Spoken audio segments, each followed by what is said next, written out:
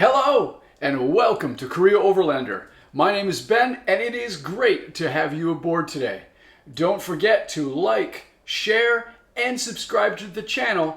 Not only will you get upcoming videos on gear like we're talking today, but also be able to continue with the wonderful memory making that camping offers both to you and your family. So sit right back, everybody, because today, on a hot day, we're talking about the greatest thing ever, cooling. Stay tuned and here we go.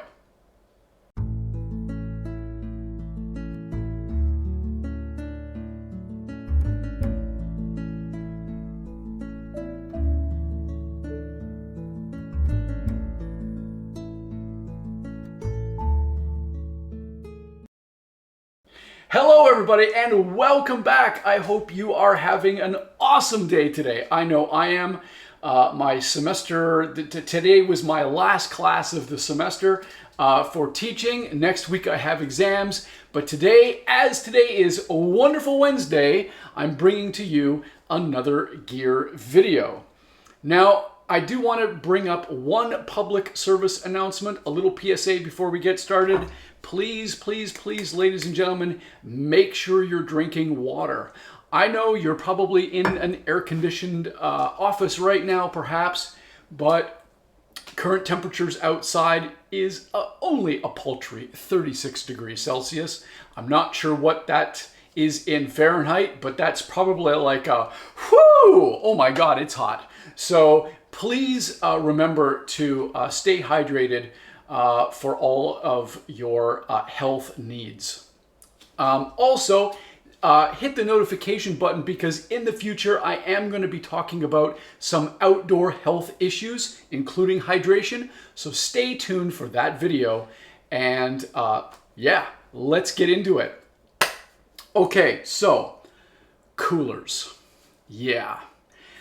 First of all, I did want to let you know that today's products I have purchased myself. There is no sponsor of these or any of the products that I refer to directly in this video. However, I will leave links down below for you to check out all of the products mentioned here for yourself. If you have any questions, comments, queries, or concerns, please send me a message down below and I would be happy to respond to you. I love hearing from the community and I'm so amazed at your passion to these videos. So thank you so much for that. Now, here I have two basic coolers, all right? Here's one here. Oof! This is a Rubbermaid. This I got back actually quite a number of years ago. This is 2013. It is a 40-liter cooler, just a basic standard cooler. I don't think I paid much over $50 for that. However, the new cooler that I have to show you today is this bad boy right here. And let me see if I can lift this up. Okay, here we go. It is an Igloo. Okay, so this one here is a 58-liter monster. Okay, and this I actually picked up just a couple of hours ago because I knew I was planning for this video.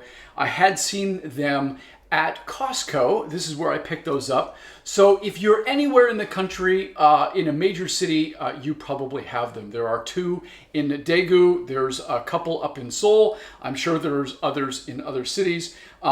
So that's where you can pick this particular model up. But again, this is simply just an example of what you might use. Now, cooling in general, I need to talk about this before we dive into this model. So there are three main categories of coolers or cooling systems that you should be aware of. On the very, very high end of that scale, we have companies like Dometic or ARB that actually build small portable fridges that can basically connect into your vehicle through a series of series of wires and pulleys and blah blah blah, all sorts of stuff. Now that's in a situation rather where you are going for extended overland trips, probably not the sort of places that we would be going to in Korea. I'm thinking more of Colorado and Utah, Texas, California, the Mojave Desert, all of the Moab, all of these other places. Even in Canada, we would have treks up into the Yukon or the Northwest Territories, even the logging roads up in Northern Ontario, where I used to go a long time ago. So those are the high-end sort of things, and what those require is a battery system within your vehicle. And many people use a dual battery setup. One of those batteries is designed specifically for your car, and then beside that you have a secondary battery system to help control the electronics or electric devices in your vehicle. I obviously don't have anything like that because for my personal needs, that's something that is not needed. However, that wouldn't mean to say I wouldn't get one. It just means right now it's not necessary. Now, the second level down from that is kind of a hybrid system of cooling.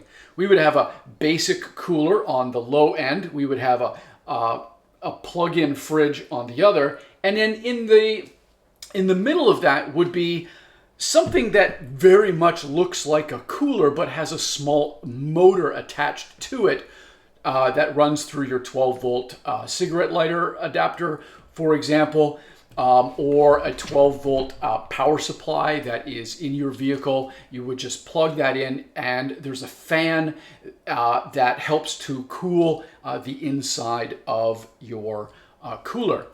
Now, I have heard some things about the hybrid systems where they're not necessarily power efficient, and they are actually a little bit louder. I haven't tested them personally, but I have seen them here in Korea, and at this stage, it's not something that I'm going to go for. But don't let that dissuade you from checking out those products nonetheless. I actually did see one today at Costco. It's a little 12-volt plug. It's not very big. It's probably about yay size. And I think for something like that, it would more be appropriate to keep your water and drinks cool while you're driving. It would be not something particularly big, but they do have them.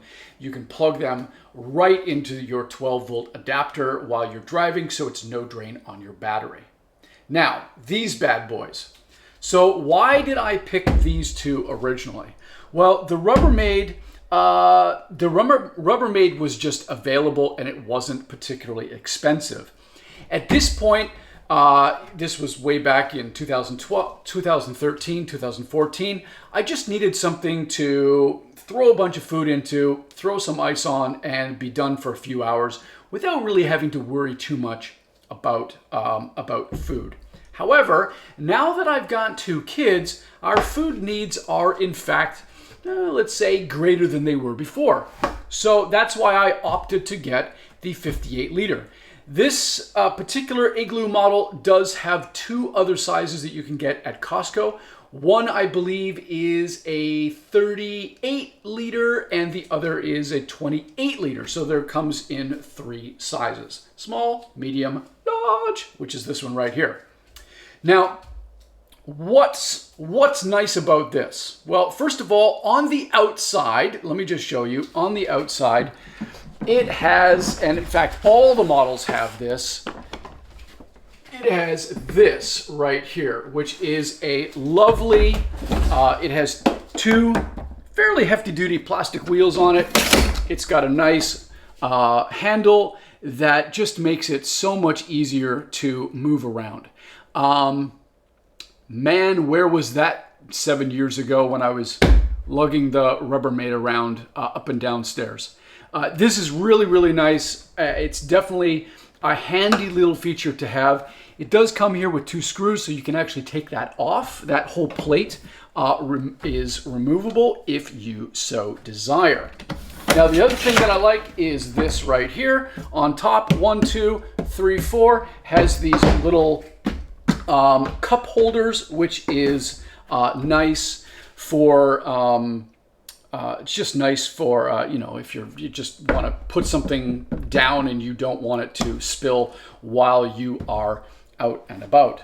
Now, the other thing that's interesting, and it drew my attention, is this particular model actually is rated, and I can't believe this, is actually rated for up to 5 days of cooling.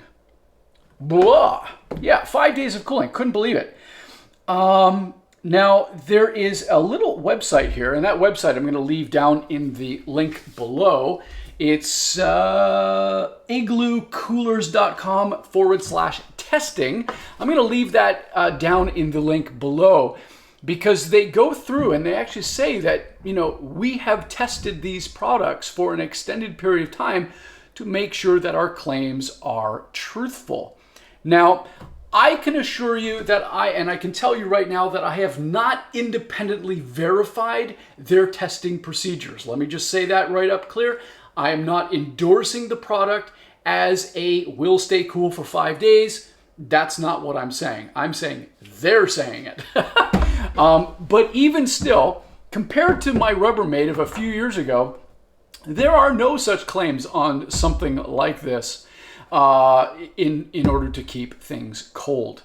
It says ultra therm insulated lid, which is up on top. Now, the other nice thing I like about this is right here, there is a nice, hefty, strong lid, and down around the bottom, there's a couple of small little extra pieces that kind of almost act like a little bit of a locking mechanism. It's easy enough to flip up, but it does hold quite well.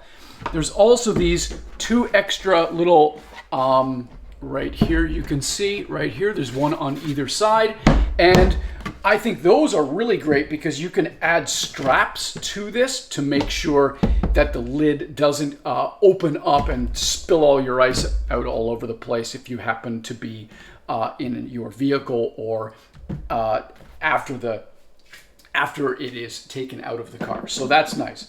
Heavy duty plastic handles here. There we go. So now I'm not saying that I'm recommending you go out and buy one of these particularly. I would suggest you go check out the claims that Igloo makes on the website for yourself. By all means, do your own research. It is important that you do that. But the next thing I want to talk about is cooling in general, because I think actually there is some errors in the way that we cool or keep frozen the food that we bring with us on, let's say, an overnight camping trip. The first and probably the most important thing that you can do is to pre-cool your coolers. I know that sounds weird, but you want to get the internal temperature dropped down as much as you can.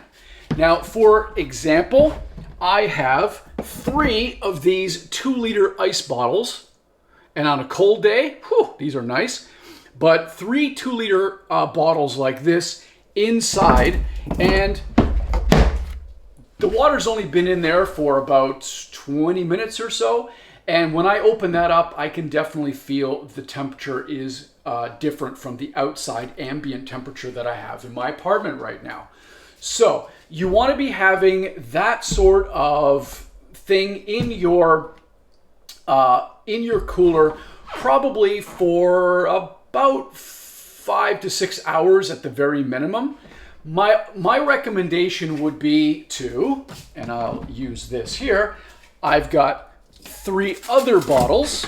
So because this is a bigger one, I would take 6 of these bottles and put them in the large cooler, and I would leave that sitting for probably about 12 hours. So basically overnight. So what I would do is I would set this up at about, I don't know, let's say 10 o'clock at night, put the ice in there, cool it overnight. And then in the morning when I wake up and I want to get everything ready, I would take those bottles out and I would then first put a layer of ice on the bottom of that freezer. Now you can use bottles, which I think are a great way, because if you're going to need to drink the water anyway, why not just store the bottles of water frozen in your cooler, and that way by next day you'll still have cool water. So that's one thing you can do. Maybe not these big bottles, maybe the smaller 500 milliliter bottles would be more acceptable, because then actually you can fit them into spots that need filling. So that's one thing I would recommend. The second thing I would recommend for your cooling solutions is make sure all of your frozen food is frozen before it goes in the cooler, right? Now, why is that? It means the cooler has to work less. It has to work less. The environment inside the cooler doesn't have to work as hard in order to maintain those pieces of frozen food, whatever they are, whether it's meats, frozen vegetables, whatever the case may be. Keep it frozen in your fridge, in your freezer, then put it in here once the system itself has cooled down. Another thing with regard to meat, you want to make sure your meats are packed in a waterproof bag. Very important. Why is that? Because if they're not, as the ice begins to melt, because it will, you're going to have meat that becomes waterlogged by the time you open it up for dinner, and you might lose some of that flavor, especially if you're dealing with beef. Okay, so keep that in mind. I would look at heavy-duty freezer bags, like Ziploc freezer bags for that.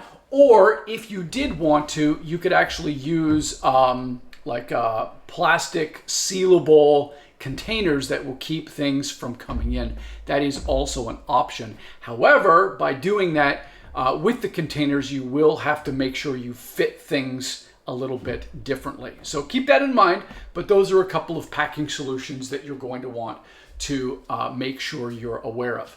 Once your frozen foods are properly frozen in the freezer, once your cooler is cooled overnight and you put everything in, your ice is on the bed, you put your frozen stuff there, you're going to want to put more ice on top of your frozen stuff. That way you get cold from the top and cold from the bottom. I'm sorry, I just did that backwards. Cold from the bottom and cold from the top, keeping that food nice and chilled. The other thing you might want to do actually is to buy a piece of urethane, maybe not plastic, but have some kind of a separator between your frozen level and your non-frozen level. Now, this is not this is an option for you. It's not necessarily a recommendation per se, but it is something that you can do. The reason why you might want to separate it is because you don't want to have like freezer damage on some of your more delicate foods. And speaking of delicate foods, all of those should be going on the top. So if you have fresh vegetables, for example, you don't want to be putting that down right on the ice. That could cause burning, and you don't want that to happen. So if you've got lettuce, vegetables of various kinds, those sorts of things can be laid on top. Okay, so as you are filling up and you've got layers as you're going up between, so you've got your layer of ice, you've got your frozen foods, you've got a layer of ice, you've got some type of urethane or some kind of separator between those two, then you can start adding in water bottles on top and your other quick foods that you might want to have in your cooler. The other thing and the last thing that I want to talk about is space. Now, even in a big cooler like this, you want to make sure that even though you're not filling it up completely with food, that your cooler remains filled. So this is where you're going to want to think about having ice perhaps around the cooler. Again, being careful of your delicate foods if you are bringing that, but you want to make sure that your cooler is packed at least, I would say, about 80 to 90%. The reason why is because heat rises and cold descends. So this is why, obviously, you want to have all of your frozen stuff down on the bottom because that's where the cold is going to be. But as heat rises, even in something like this, if you have more space at the top of your cooler, you are going to have problems cooling the entire cooler. By filling it up, you remove that space and allow cooling to occur for a much longer period of time. Again, things like frozen bottles that can be put in various positions, shoved in down beside things or underneath, can help that cooling remain for a lot longer. Okay, well, I don't know how long it's been since I've started talking, but I'm going to stop right now. I do hope that you are very, very well. These are just my personal recommendations. Thank you so very much for continually supporting the channel. And don't forget, here at Korea Overlander, live life well. We'll see you later, everybody, and have a great day. Peace.